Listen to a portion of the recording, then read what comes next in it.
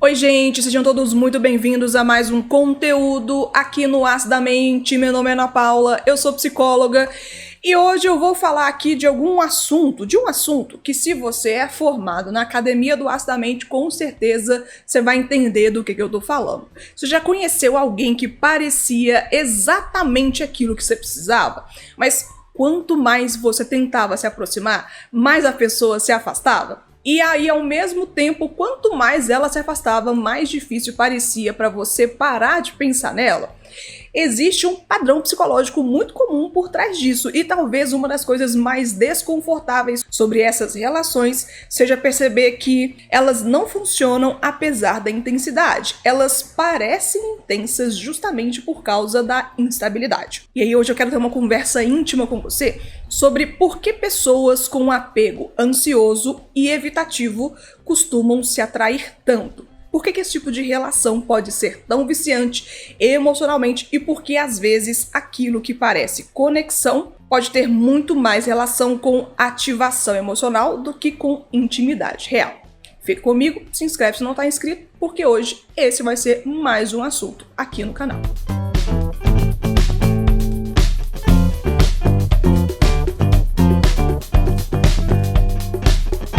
Como eu comentei no início, se você é formado na Academia do Acidamente, com certeza esses nomes para você não são estranhos. Teoria do apego, apego evitativo, apego ansioso, dependência afetiva.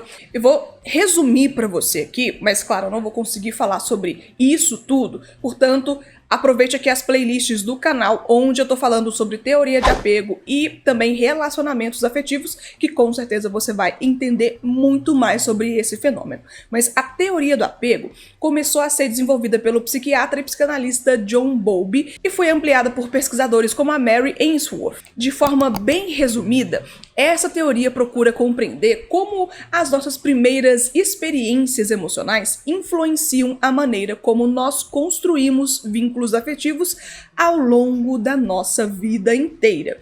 Hoje, quando falamos sobre apego adulto, geralmente nos referimos a padrões emocionais mais seguros ou inseguros de vinculação. Entre eles, o estilo ansioso e evitativo aparecem com bastante frequência nas discussões sobre relacionamentos. Pessoas mais ansiosas costumam viver o vínculo com muito medo de rejeição, necessidade de confirmação afetiva e hipervigilância emocional. Já pessoas mais evitativas tendem a experimentar a intimidade com bastante desconforto, sensação de perda de autonomia ou dificuldade de depender emocionalmente de alguém. E aqui começa uma dinâmica bastante delicada. Quanto mais a pessoa busca proximidade para se sentir segura, mais a outra pode sentir necessidade de se afastar para recuperar o equilíbrio emocional. E aí surge uma pergunta: se isso costuma gerar tanto sofrimento, por que será que algumas pessoas se atraem tanto por esse tipo de relação? Eu não vou conseguir ser muito taxativo aqui, mas vamos juntos pensar em algumas possibilidades. Talvez, cara pessoa, porque seres humanos não busquem apenas aquilo que faz bem. Quem dera se fosse assim. O meu trabalho enquanto psicóloga seria muito mais fácil se as pessoas procurassem apenas aquilo que faz bem. Muitas vezes nós também buscamos aquilo que nos parece familiar. E isso acontece de maneira muito mais sutil do que você pode imaginar aqui de primeiro ponto. Existem outros pesquisadores, estudiosos sobre o tema, vou deixar as referências aqui embaixo ou no comentário fixado, você pode se aprofundar melhor nesses temas se vocês quiserem. Esses pesquisadores mostram que os nossos modelos internos de relacionamento influenciam profundamente aquilo que percebemos como proximidade e segurança e conexão emocional. Nem sempre nós escolhemos conscientemente relações que reforçam certos padrões emocionais, mas muitas vezes nos sentimos mais impactados por dinâmicas que ativam experiências emocionais já conhecidas. E talvez você já tenha vivido isso sem mesmo perceber. Uma das coisas mais confusas nessas relações é que elas costumam começar com muita intensidade. Existem trocas de mensagens aos montes, aquela sensação química, né? A bomba de química hormonal acontecendo no nosso organismo. pensamentos recorrentes, expectativa, ansiedade, e o nosso cérebro interpreta tudo isso como algo emocionalmente importante. Só que intensidade não é intimidade. Já comentei com vocês isso muitas vezes, espero não estar sendo muito repetitiva.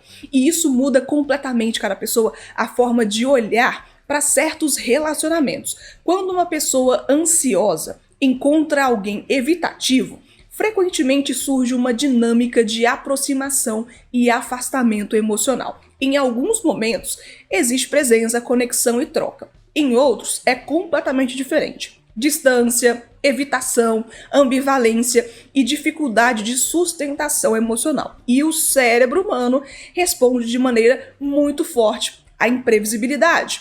Na psicologia comportamental, que não é a minha área, tô abrindo aqui esse espaço de liberdade poética. Se eu tiver errado aqui, colegas da psicologia comportamental podem me criticar aqui embaixo nos comentários, mas existe um conceito chamado reforço intermitente, lembro disso da faculdade, que ajuda a compreender por que relações inconsistentes podem se tornar tão emocionalmente absorventes. Quando o afeto aparece de forma imprevisível, às vezes disponível e às vezes distante, a tendência é que a pessoa fique ainda mais focada emocionalmente naquele vínculo. Não porque isso seja amor em sua forma mais profunda, mas porque essa instabilidade aumenta o estado de atenção emocional. Então a gente pode pensar, o que mudou? Será que eu fiz alguma coisa de errado? Por que no começo parecia legal e agora está diferente? Como que eu faço para recuperar aquela conexão lá do passado? E sem perceber, a relação começa a ocupar um espaço mental desproporcional. E eu quero que você preste atenção nisso, porque esse ponto é muito importante. Às vezes, o sofrimento emocional aumenta a sensação de importância daquele vínculo. Não porque é bom, mas só porque parece ser importante.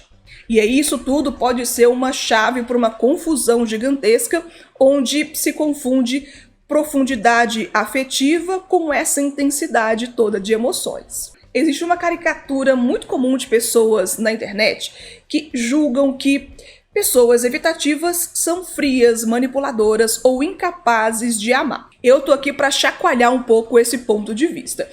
Isso tudo é uma simplificação muito problemática. Na prática clínica, e eu sou psicóloga, eu posso falar isso, muitas pessoas evitativas sofrem bastante dentro das relações. Às vezes sofrem mais do que a outra pessoa que está na expectativa dessa relação ir para frente. O que acontece é que elas aprendem a lidar com vulnerabilidade através do afastamento, da racionalização ou do excesso de autonomia emocional. Para algumas pessoas, intimidade emocional pode ativar desconfortos que são muito pessoais. Medo de dependência, sensação de estar sendo invadido pelo outro, sobrecarga emocional ou até dificuldade de sustentar a vulnerabilidade ou até uma dificuldade de sustentar ser vulnerável em uma relação. A expectativa ou a sensação de que você não vai conseguir suprir com a expectativa do outro. Então, imagina que essa dinâmica. A pessoa ansiosa busca mais proximidade quando sente insegurança. A evitativa busca distância quando sente excesso de proximidade. E sem perceber, uma ativa justamente a sensibilidade emocional da outra. Existe um detalhe também, outro detalhe importante aqui. Muitas pessoas evitativas parecem extremamente disponíveis no início da relação, porque no começo, cara, pessoa, ainda existe distância suficiente para que a intimidade ainda não seja percebida como ameaça. Mas conforme o vínculo se aprofunda, podem surgir comportamentos contraditórios, um afastamento, uma redução da comunicação, necessidade excessiva de espaço, ambivalência emocional. Isso tudo vai acontecendo ao mesmo tempo. E isso costuma gerar um impacto muito intenso em quem vive o relacionamento do lado ansioso. E talvez aqui uma pergunta importante que você pode se fazer é o que tá certo? O que tá certo aqui? Será que eu tô certo? Será que o outro tá errado? Mas já vou aqui te fazer perguntas talvez que sejam um pouco mais inteligentes, porque aqui a gente busca quase vilão, vítima, e a realidade relacional não é bem assim, preto ou branco. Existem áreas cinzas que nós precisamos de conversar, porque existem pessoas que elas tentam se proteger de maneiras diferentes, e talvez o outro só esteja fazendo isso sem conseguir pensar, sem conseguir racionalizar o que aquele afastamento quer dizer. Existe um ponto super relevante que poucas pessoas levam em consideração. Relações emocionalmente inconsistentes costumam gerar hiperfoco emocional. Quando o vínculo é imprevisível, o cérebro entra naquele estado constante de monitoramento. Será que ele vai responder? Será que ele ainda gosta de mim? Será que ela vai embora? E isso produz a ativação fisiológica real. Ansiedade, ruminação, aquele pensamento que não vai embora, hipervigilância, dificuldade de desligamento emocional. Então a pessoa passa a sentir aquela relação de maneira extremamente intensa. Eu não falei que é boa, eu falei que é intensa. E aí existe uma confusão que é bem relevante. O cérebro nem sempre diferencia intensidade de segurança emocional, de conforto emocional. Por isso, algumas relações muito instáveis parecem inesquecíveis. Enquanto isso, vínculos mais seguros, mais tranquilos, mais de boa, costumam produzir outra experiência. Continuidade, previsibilidade, estabilidade emocional, menos necessidade de ser essa vigilância constante. Só que para alguém acostumado com essa intensidade caótica, segurança pode parecer até falta de paixão. Ai, tá fácil demais, tá assim, meio sem graça. E pode parecer curioso, mas sim, isso é verdade e eu vejo isso na clínica constantemente. Pessoas que chegam e falam, tá calmo demais, eu não fiquei obcecada, será que tá certo, será que é isso mesmo? Eu não senti aquela intensidade absurda. E aí eu entendo que a falta que a pessoa sente não é de amor, pode ser só falta da ansiedade, da instabilidade, do sofrimento como prova de amor. E você precisa entender que a teoria do apego não é sobre rotular pessoas de forma definitiva. Gente, pelo amor, sempre que eu faço conteúdos aqui na internet falando sobre qualquer coisa que é um conceito da psicologia, que é uma característica, um fenômeno, por favor, você que me conhece e você que está me conhecendo agora, entenda isso como uma espécie de avaliação, uma análise crítica. Não é uma definição, não é um rótulo, não é eu sou assim e assim eu serei. Fulano é assim. E se eu vi tal característica, já vou diagnosticar aqui a pessoinha.